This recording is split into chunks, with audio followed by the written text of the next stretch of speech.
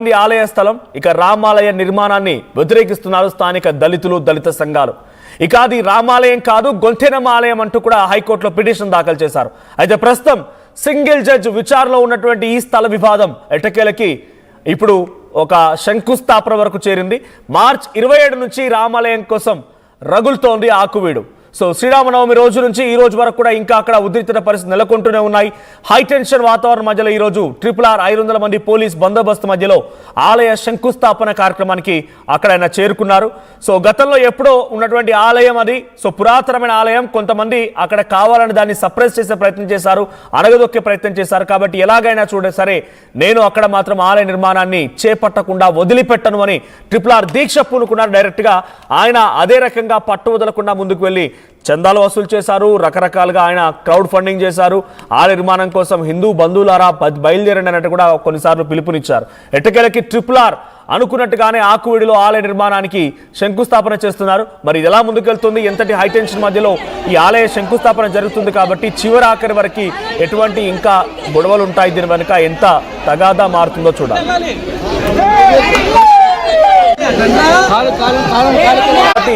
మీరంతా మీకు తగినట్టుగా సహాయం చేయండి అంటూ కూడా ఆయన వాళ్ళు సోషల్ మీడియా మాధ్యమాల ద్వారా రిక్వెస్ట్ చేశారు. సో గతంలో ఇది ఆ విజువల్ మనం చూస్తున్నాం. 4th బాక్స్ లో కనిపించే విజువల్ మీరు గమనించండి. అక్కడ రాములోరి మెడలో వేసినటువంటి ఆ పూలమాలని తీసేసింది ఓ మహిళ. ఆ రోజు నుంచి వివాదం మొదలైంది.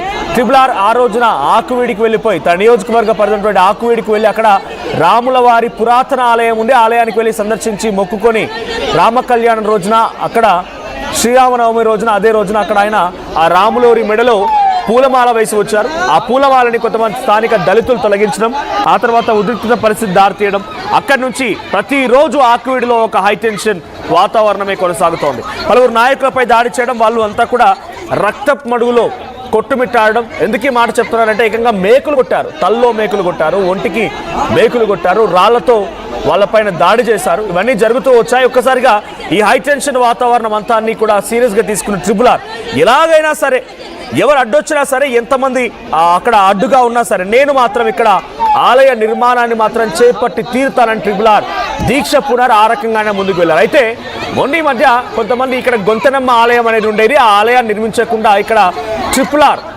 గ్రామాలయం అంటూ ఉన్నారు. ఇది మా మనోభావాలకి లేకపోతే మా భక్తి శ్రద్ధలకి ఆటంకం అన్నట్టుగా పలువురు కోర్టుకు వెళ్ళారు. సో కోర్టుకు వెళ్ళిన తర్వాత కోర్టు ఏం చెప్పిందంటే ఒక రకంగా RRRకి షాక్ ఇచ్చిందని చెప్పాలి. కోర్టు ఏం చెప్పింది, సింగిల్ జడ్జ్ విచారణలో అక్కడ దీనిపైన స్టే విధించారు. మళ్ళీ ఎలా క్లియరెన్స్ వచ్చింది ఏంటనే తెలియదు. బట్ ఓవరాల్గా ఇప్పుడైతే ఆయన అక్కడ ఆలయ నిర్మాణానికి ఈరోజు శంకుస్థాపన కార్యక్రమానికి వెళ్తున్నారు. మా ప్రతినిధి మనోజ్ ఉన్నారు సిద్ధంగా లైవ్ లో. మనోజ్, ఏం జరుగుతుంది? ఆకువీడు రామాలయ ఆలయ శంకుస్థాపన పనులు ఎక్కడి వరకు వచ్చాయి? ఉద్రిక్త పరిస్థితి కూడా ఉంది. 500 మంది పోలీస్ బందోబస్తు మధ్య ఈ కార్యక్రమం జరుగుతుందని తెలుస్తోంది. అప్డేట్స్ ఏంటి? ఆలయ పూజా కార్యక్రమాల శంకుస్థాపనకు సంబంధించిన విషయంలో ఆటంకం ఉందా? దళితులు దళిత సంఘాలు లేదంటే క్రైస్తవులు అక్కడికి వచ్చి ఆందోళన చేపడుతున్నారా? ఉంటుంది. ఒక్క నిమిషం అందరూ కూడా నిశ్శబ్దంగా ఉండి ఆ స్థాపన అయిన తర్వాత రామనామంతో భాగమనుకోవాలి.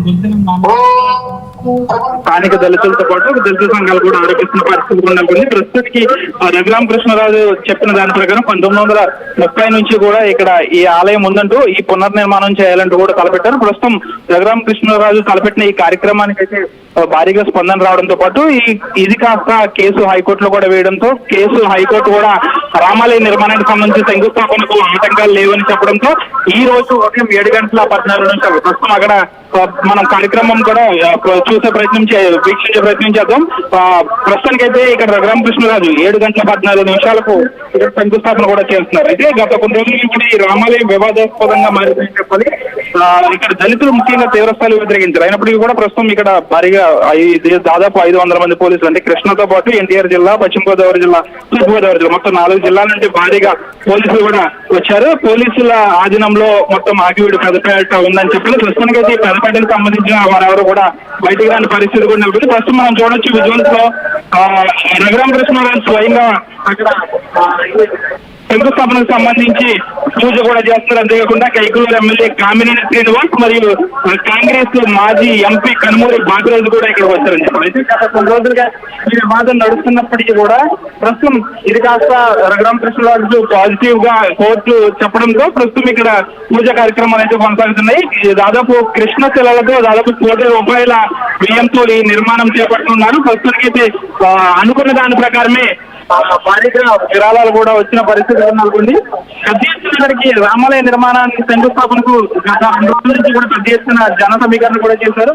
పెద్ద ఎత్తున పశ్చిమ గోదావరి జిల్లాతో పాటు ఇటు కృష్ణా జిల్లా నుంచి కూడా పెద్ద ఎత్తున శ్రీరాముని అభిమానుల శ్రీరాముని భక్తులు కూడా ఇక్కడికి సందర్శించిన కూడా పరిస్థితి నెలకొంది. ముఖ్యంగా 500 మంది పోలీసులతో ఈ ఆకివీళ్ల బందోబస్తు నిర్వహించారు. అంతేకాకుండా ప్రైవేట్ భవనలు కూడా ఇక్కడ ఏర్పాటు చేసుకున్న పరిస్థితి నెలకొంది. ఏదేమైనప్పటికీ కూడా రఘురామకృష్ణరాజు చెప్పిన దాని ప్రకారం ఇక్కడ రామాలయ నిర్మాణం అయితే శంకుస్థాపన అయితే జరిగింది. ఇక రామాలయ శంకుస్థాపన జరిగిన అనంతరం ఇక నిర్మాణం చేపట్టడం ఒకటి తర్వాయి. ప్రస్తుతానికైతే ఇక్కడ ఎటువంటి అవాంఛనీయ సంఘటన జరిగినప్పటికీ కూడా కొంతమంది దళిత సంఘాలు కూడా చెలో ఆకివీడు పిలుపునిస్తాయి. ఈ నేపథ్యంలో దళిత సంఘాల నాయకులు కూడా ఇప్పటికే హౌస్ అరెస్ట్ చేసిన పరిస్థితి కూడా నెలకొంది. అంతేకాకుండా బీఎస్పీ పార్టీకి సంబంధించిన వారిని కూడా హౌస్ అరెస్ట్ చేశారు. ప్రస్తుతానికైతే ఈ ప్రాంతానికి ఎవరిని కూడా దళిత సంఘాల నాయకులను ఎవరిని కూడా రానివ్వకపోయినప్పటికీ కూడా ప్రస్తుతం ఇక్కడ హిందూ సంఘాల ఆధ్వర్యంలో పెద్ద ఎత్తున ఈ కార్యక్రమానికి అయితే ఇక్కడ ముహూర్తం అయితే అయింది. కాబట్టి ప్రస్తుతం మన విజయోత్సవ ఇక్కడ కార్యక్రమాన్ని డిప్యూటీ స్పీకర్ రఘురామకృష్ణరాజు కుటుంబ సభ్యులతో పాటు స్థానిక నాయకులు కూడా ఇక్కడ వచ్చి కార్యక్రమాన్ని పాల్గొన్న పరిస్థితి కూడా ఉంది. జై శ్రీరామ్ నినాదాలతో ఆకివీడు పెద్దపేట మాత్రం మారుమవుతుందని చెప్పొచ్చు. ఈ రోజు తెల్లవారుజాము నుంచి కూడా ఇక్కడ జై శ్రీరామ్ నినాదాలు మారుమవుతున్నాయి. ప్రస్తుతం మనం ఉద్యోగులు పెద్ద ఎత్తున శ్రీరాముని ఆలయ పునర్నిర్మాణానికి పెద్ద ఎత్తున భారీగా తరలి వచ్చారు. అంతేకాకుండా కొన్ని చోట్ల ట్రాఫిక్ ను మళ్లించారు. ప్రస్తుతం ఆకివీడికి సంబంధించి పెద్దపేట అనేది చిన్న ప్రాంతం అయినప్పటికీ కూడా ఈ రామాలయ పునర్నిర్మాణానికి సంబంధించి గత కొన్ని రోజులుగా ఈ గ్రామం కాస్త ప్రపంచవ్యాప్తంగా హాట్ టాపిక్ గా మారింది. సోషల్ మీడియాలో కూడా గత కొన్ని రోజులుగా కూడా ఇదే సంఘటన రావడంతో ఇదంతా కూడా హాట్ టాపిక్ గా మారింది. ఏదేమైనప్పటికీ కూడా రఘురామకృష్ణరాజు తలపెట్టిన విధంగా ప్రస్తుతం ఇక్కడ దిగ్విజయంగా అయితే కార్యక్రమం అయితే కొనసాగుతుందని చెప్పాలి. ప్రస్తుతానికైతే ఇక్కడ ఎటువంటి అవాంఛనీయ సంఘటనలు లేవు. దిగ్విజయంగా కార్యక్రమం అయితే కొనసాగుతుంది. మనోజ్ రైట్, అక్కడ దళిత సంఘాలు కానీ దళిత నాయకులు కానీ ఎవరైతే వ్యతిరేకించారో వాళ్ళు కూడా ఉన్నారా? వాళ్ళంతా వచ్చి ఉదయం నుంచి పూజా క్రతువులు జరుగుతున్నాయి కాబట్టి వాళ్ళని వ్యతిరేకించే అవకాశం ఉందా? పోలీస్ బందోబస్తు ఎలా ఉంది? ముఖ్యంగా దళిత సంఘాల నాయకులకు